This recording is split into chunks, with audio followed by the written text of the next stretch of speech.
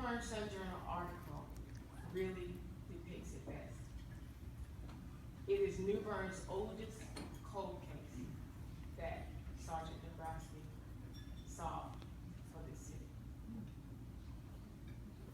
Now, to tell you about the details of the case. On June 28th of 1977, an unidentified woman hysterically calls the police. She has found the body of a young woman behind the cafeteria at Danyus School on West Street in New Bern.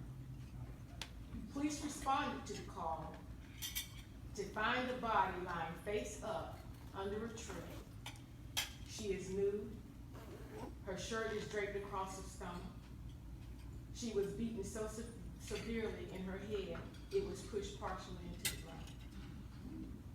Her mother identifies her as Gwendolyn Evelyn Nelson, 18 years of age, of New Bern, and the young mother of a 4-year-old daughter. Nelson had been beaten about her head and cut by a sharp object, according to the 1977 autopsy. We don't have much, but we are going to go with what we have, said Major Conner, a New Bern police officer at the time. Suspects were interviewed by the police, leads were followed, but the murder goes unsolved. Nearly 30 years later, Nelson's case is reopened. Investigators start from the beginning and re-interview witnesses and persons of interest. They have a little bit of DNA from the crime, and the technology is not available to compare the samples that they have. However, the DNA clears the original suspect, and the case is gone once again, put back on the shelf. In 2006, New Bern police investigator Chip Dombrowsky, in conjunction with the North Carolina State Bureau of Investigation, reopens the Nelson murder case. Using a fresh set of eyes, he starts from scratch. Reconstructing the case, it took him nearly a year, he explained. He examined every other crime in the area and began to develop a pattern. By looking at the geography, motives, and how the crimes were made. Cold cases are assigned in addition to normal police duties, so it's a few hours here and there. And what it means by that, even though officers are developing caseloads, the cold cases are still assigned to the detectives. He began to develop a profile and hones in on the suspect, Andrew Bernard Adams, a felon who was living in the area during the time. Adams was convicted of assault with intent to commit a rape on September 21st, 1993, which he committed at the age of 16. And that happened in New Hanover County, according to his incarceration records. He was released from prison and spent time in New Bern, where multiple rapes were reported in a small area during that time, including Nelson's. And all of this is according to Dombrowsky. Several people were arrested for those crimes, but they were since cleared. On July 13, 1979, Adams was convicted of 3 counts of assault with intent to commit rape and 1 count of rape in the first degree in Wilmington.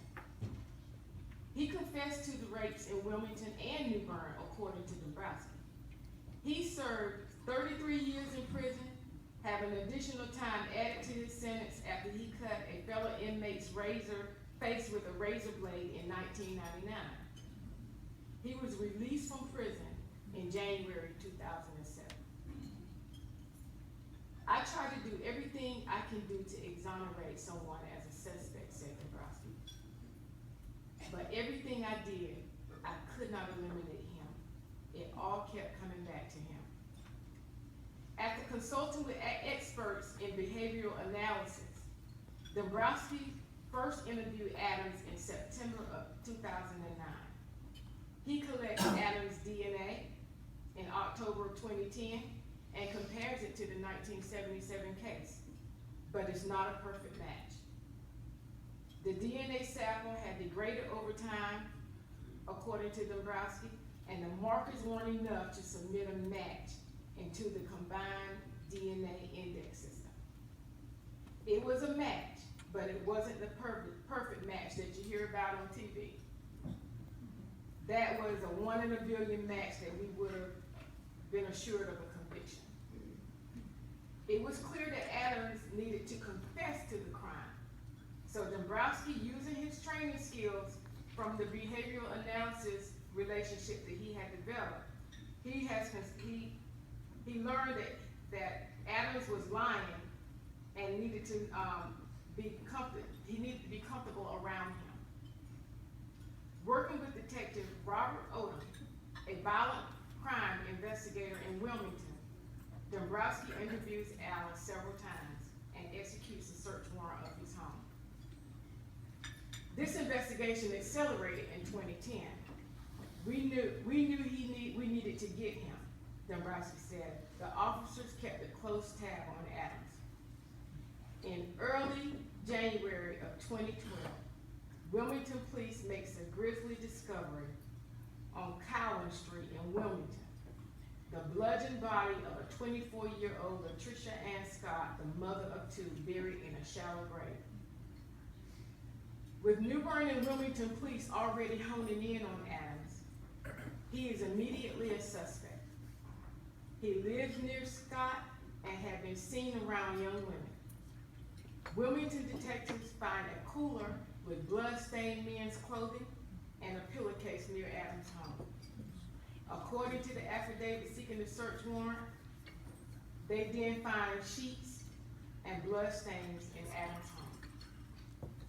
On January 13, 2012, the U.S. Marshals Violent Fugitive Task Force attempted to serve a warrant to Adams when he barricaded himself inside his house on 6th Street in Wilmington.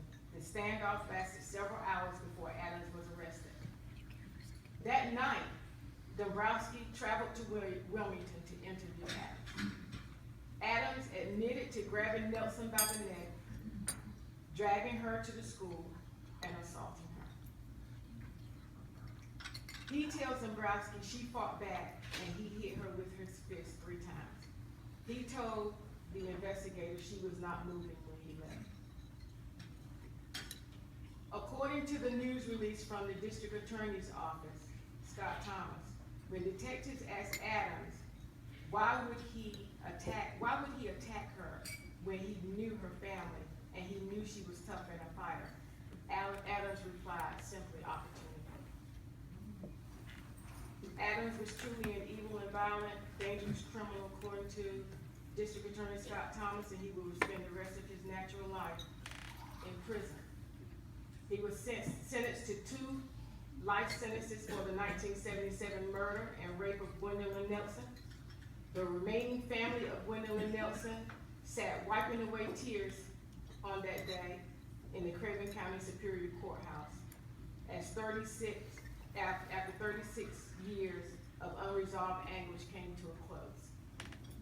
Andrew Bernard Adams, a convicted multiple rapist and murderer, pled guilty to second-degree murder, second-degree rape, and sentenced to 2 consecutive life sentences. Adams is ineligible for the death penalty under North Carolina law as he has an IQ of under 70.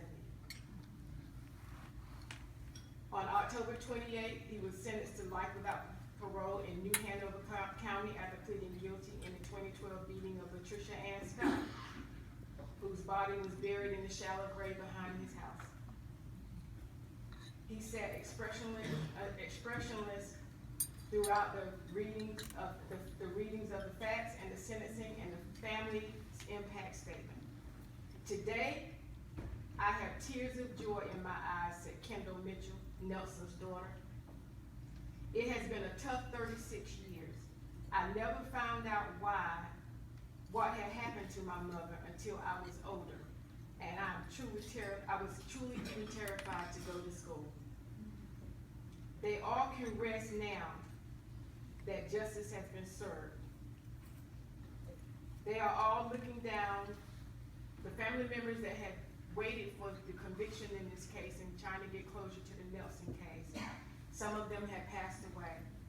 And according to the daughter, they were smiling down, glad to have closure.